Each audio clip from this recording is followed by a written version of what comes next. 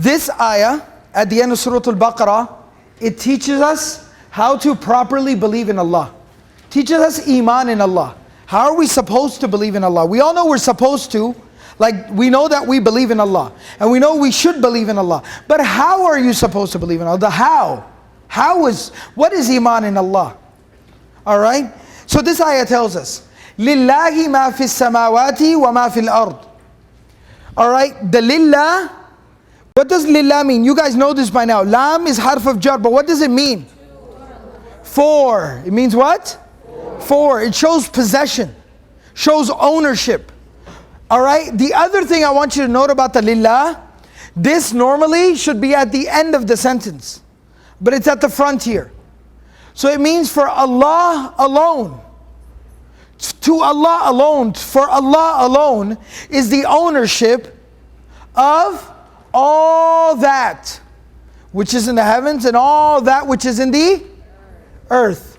Basically, if we were to put it into our own words, what that just said, it said everything belongs to Allah.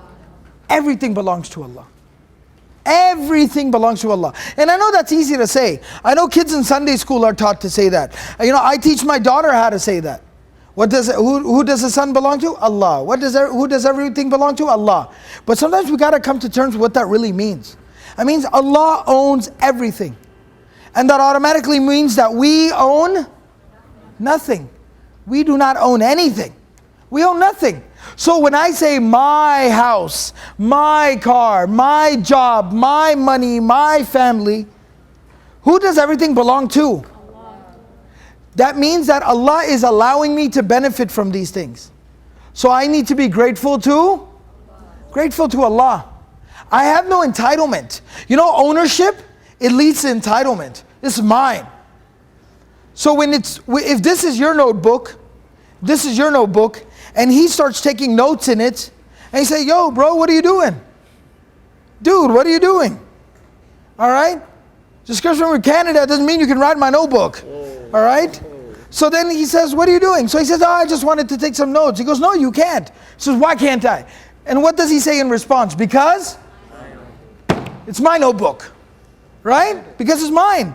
It belongs to me, it's mine. You don't have the right to ask me, why can't I take notes in the notebook? Because it's mine, I said so. Right? That's ownership. Think about that for a second. Everything belongs to Allah. We don't own anything. We're not entitled to anything. Everything belongs to Him. That's the first thing. That automatically means we need to be what? Grateful for everything. Every little thing. We need to be grateful for our ability to see. For our ability to hear. For the ability to walk. Because I don't own this. I'm not entitled to this. This belongs to Allah. He gave it to me, He gave it. And what if He took it? Could I complain tomorrow? No, because it belonged to Allah. It belonged to Him. So He took it back because He wanted to take it back. لِلَّهِ مَا فِي السَّمَاوَاتِ وَمَا فِي الْأَرْضِ. So it teaches you how to iman, how to believe, how to view life. And this changes a person's entire perspective on something. Entire perspective. And this also results in a little bit of a bitter pill to swallow. I was having a very deep discussion with a brother about this. You know, sometimes when bad things happen, it makes you ask the question, why? Why me? Why would that happen? Well, at the end of the day, if everything belongs to Allah, if this belongs to me, this belongs to me. It doesn't matter how much it's worth. It doesn't matter how valuable it is. It's mine. If I decided to throw it on the ground and start stomping and smashing on it, could somebody stop me? Nobody could stop me. It's mine. It's mine. I would tell you, mind your own business. It's mine. So similarly, when things happen with us, we really don't even have the right to ask, why? And rather what I tell people to do in those moments is focus on the blessings of Allah that you do have in your life. Whenever you feel like being ungrateful about anything, you want to complain about anything at all, I always tell people, I say count 3 blessings of Allah. Right then and there. And it doesn't have to be some huge, profound blessing of Allah. I can see, number 1. I can hear, number 2. I can talk, number 3. Done. I have no reason to be ungrateful now. I just took away my reason to complain. I got nothing to complain about. Right off the top of my head like that, I can count 3 reasons why I'm grateful to Allah. So that's the first thing. وَإِن تُبْدُوا مَا فِي أَنفُسِكُمْ أَوْ تُخْفُوهُ. And how far-reaching is Allah's control and grasp of everything? That if we expose what is hidden inside of us, or we keep it private and secret, who knows everything that we do? Allah. You have to understand, there is no hidden, no public, no private, no open, no closed when it comes to Allah, dealing with Allah. It's all equal. Allah sees Allah hears what you say, and Allah knows what you think. If I think something bad about Ayman, but I don't say it, will Ayman ever know that I was thinking something bad about him? No. So I could smile at him, say, hey, how's it going, brother? And in my head I'm thinking, I'd like to slap him, right? But it's okay, Ayman still likes me because he doesn't know that I'm thinking that. But when we deal with Allah, we have to come to terms with the fact Allah knows everything. Public and private is for human beings, not with Allah. It's all the same. And that is a real powerful reminder. True iman and taqwa, we talk about taqwa all the time. Taqwa is when you're able to synchronize your public and your private behavior. Like in public, I won't go around swearing and cussing, or I won't commit certain sins in public because it's not right. But what about when I'm all alone? Then will I commit those sins? Now I have a problem. Something's inconsistent. Synchronize your public awareness of yourself and your private awareness of yourself.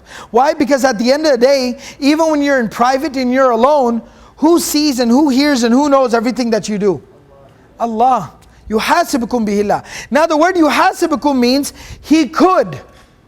It's the present/future tense. He could hold you accountable for it. But the fact is, He doesn't. We know it's a gift from Allah. What we do quietly or what we do privately, or when we don't actually act on something, when you just think something bad, does Allah hold us accountable for that? We know about the hadith. If somebody thinks something bad but they don't do it, they don't act on it, they make a bad intention but they don't act on it, do they get punished for that? But that's a blessing from Allah. Again, we can't feel entitled, Allah, I didn't say it. Can't do nothing to me. No, that's not how things work with Allah.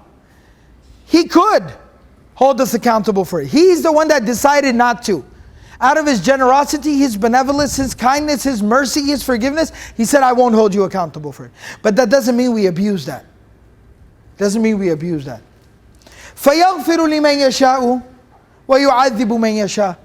And if once you come to terms with the fact that Allah is the one in control, the only one in control of everything belongs to Him, He knows and sees and hears everything, then He can forgive whomsoever He wills, and He can punish whomsoever He wills. So what does that mean? At the end of the day, what do we need to focus on? What do we need to be focused on? We need to be focused on seeking the forgiveness of Allah. He can do with us as He wills, as He wishes, as He pleases. So we need to focus on seeking the forgiveness of Allah. Why? Wallahu ala kulli shay'in qadirun. Allah is in full control over each and every single thing, all the time, constantly. This ayah teaches us how to believe in Allah, and why we should believe in Allah, and how we should live a life of dedication to Allah. The next